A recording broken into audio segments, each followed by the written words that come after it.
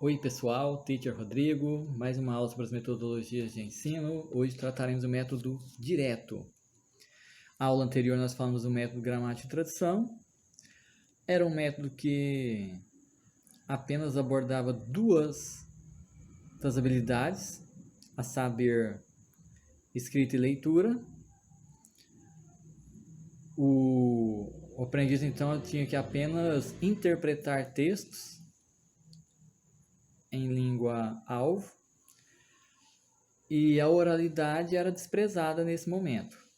E um grupo de estudiosos lá em 1880, então eles se inquietaram, realmente se incomodaram com essa situação e propuseram uma nova visão, uma nova perspectiva de ensino da linguagem. Essa perspectiva ficou conhecida como método natural. Por quê? Eles acreditavam que o processo de ensino e aprendizagem ele deveria refletir o processo de aquisição de língua materna. Como que isso acontecia? Vamos imaginar como que deve acontecer então esse processo de aprendizagem, tendo em vista o processo de aquisição. Você nasce, você ouve as pessoas ao seu redor, depois você vai replicar essas sentenças, essas palavras que você aprende, e só então, numa etapa mais adiante, você vai para a escola e vai ter contato com gramática, com escrita e com leitura. Esse grupo de estudiosos acreditava que o processo de aprendizagem deveria acontecer da mesma forma. Então, a palavra ela deveria ser primeiramente ouvida.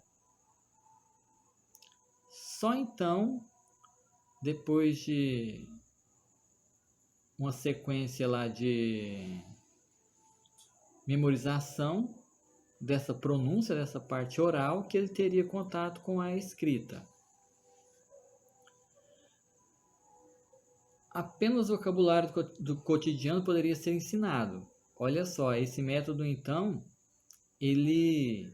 Agora sim eu posso chamar de método, porque a gramática e tradução ela não tinha um planejamento de ações que deveriam acontecer na sala de aula. Agora já estão preocupados com quais palavras devem ser ensinadas. Imagina só, uma língua moderna hoje, ela pode chegar a milhões de palavras. Quais dessas palavras são mais interessantes? Quais devem ser aprendidas primeiro? Aqui já houve um avanço, então, porque eles pensavam, opa, peraí, essa palavra precisa ser uma palavra do cotidiano, ela precisa ser uma palavra útil para o aluno. A habilidade de comunicação oral, né, trocas de perguntas e respostas eram utilizadas nesse tipo de aula no método direto. As instruções eram todas em língua alvo. Não era permitido no método direto, então, que o professor utilizasse a língua materna do aluno para explicar significado.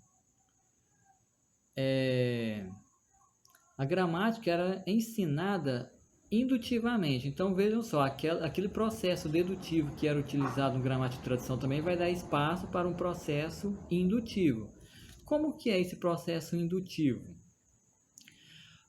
O ser humano ele tinha contato com as sentenças e ele ia naturalmente, espontaneamente absorvendo essas estruturas e ia num processo de realmente intuição aprender essas regras. Então não havia necessidade do professor expressar essas regras durante a aula, porque o objetivo está na oralidade. Novos pontos de ensino eram introduzidos oralmente, então vocabulário, tudo que fosse tratado na sala de aula teria que ser então em língua alvo. Percebam aí então que essa mudança, essa ruptura que aconteceu, ela vai trazer também fraquezas, porque imagina só, você proibido de utilizar a língua que o aluno já conhece e já domina dentro da sala de aula.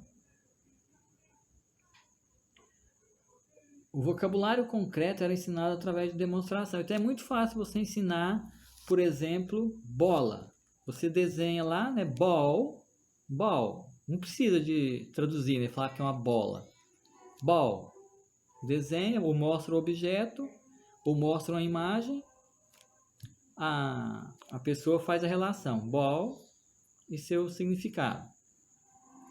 Agora percebam o quão difícil é para esse professor tratar de palavras abstratas, ou seja, aquelas palavras gramaticais, artigos, preposições, conjunções.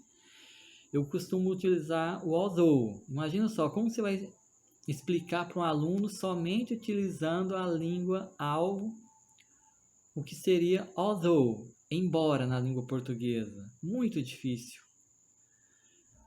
Então, eu saio de um processo de gramática e tradução e caio num método direto que me proíbe de utilizar essa língua que o aluno já domina.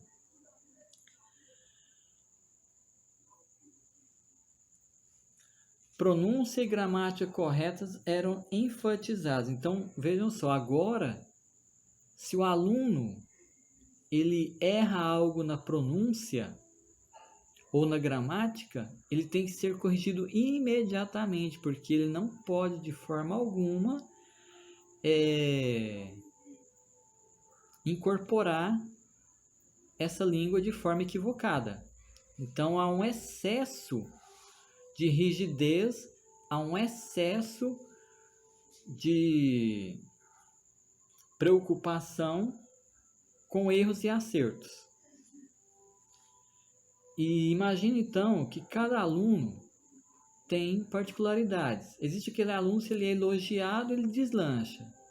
Existe outro aluno, se ele é criticado, a tendência dele é que ele vai se tornando uma pessoa cada vez mais reprimida dentro de sala de aula, entendeu? Então, o professor ele tem que tomar bastante cuidado como que ele faz esse feedback. Costumam dizer hoje em dia que você tem que fazer como um sanduíche, né? Você positivo, negativo, positivo. Nesse momento aqui ainda não tinha chegado nessa concepção. Eles tiveram que conviver com erros dentro de sala de aula, conviver com problemas, para só então, mais à frente, o pessoal, mais uma vez, propor novas mudanças. Quais eram as fraquezas do método gramática? Desculpem, quais eram as fraquezas então do método direto? Imagina só o tempo restrito disponível para o ensino de língua estrangeira. Nós sabemos que o professor de língua estrangeira hoje ele é um herói, porque ele tem apenas uma ou no máximo 2 aulas por semana para trabalhar o conteúdo e operar esse milagre, né? Porque hoje fala-se em 4 habilidades, né?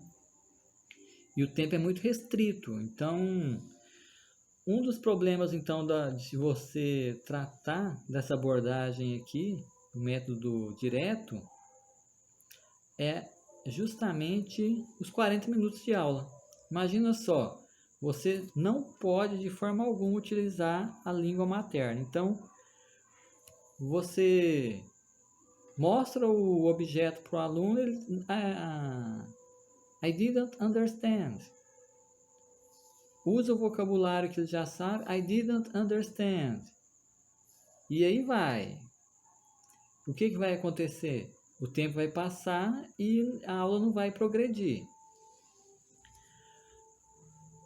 Se no método gramática e tradução o professor não necessitava de ter conhecimentos da língua, agora o grande problema vai ser encontrar esse professor capacitado para desenvolver as 4 habilidades. Olha só, esse professor ele tem que saber falar, ele tem que ter compreensão oral, ele precisa ler e escrever bem.